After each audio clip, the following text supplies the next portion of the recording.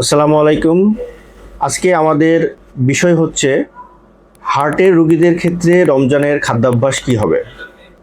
ইফতারের সময় আমরা তেল চর্বি ভাজা পোড়া এবং মশলা দিয়ে মাখানো মুড়ি বা পেঁয়াজু এগুলো খাবো না, এগুলো অবশ্যই অ্যাভয়েড করব।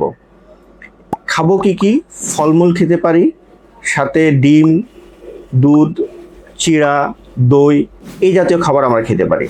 এবং যেটাই খাই না কেন অল্প পরিমাণে খাবো, বারে বারে খাবো। ভরা পেটে খাবার খাবো না। আমাদের খাবারের পরে যেন পেটটা ফাঁকা থাকে সেটা ইনশিওর করতে হবে। এবার আসি পানি।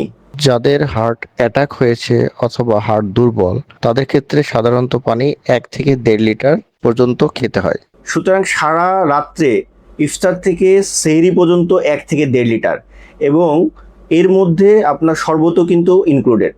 1.5 লিটারকে 3 ভাগে ভাগ করে খাবেন, বা এই পানিটা বারে বারে খাবেন, এর বেশি যেন না হয়। ভরা পেটে খাবার খাওয়ার পরে তারাবির নামাজে যদি দাঁড়ান, এটা হার্টের ওপরে ঝুঁকি বাড়বে। সুতরাং অল্প খাবার খেয়ে বা হালকা খাবার খেয়ে তারাবিতে দাঁড়াবেন, না হলে এটা হার্টের জন্য অনেক ক্ষতিকর হতে পারে। সেহরিতে অল্প খাবার খেয়ে বা মাঝারি খাবার খেয়ে শোয়ার আগে যদি সম্ভব হয় নামাজের পরে 15 থেকে 20 মিনিট একটু হাঁটবেন, যেন খাবারটা অতিরিক্ত না হয়ে যায়। ধন্যবাদ।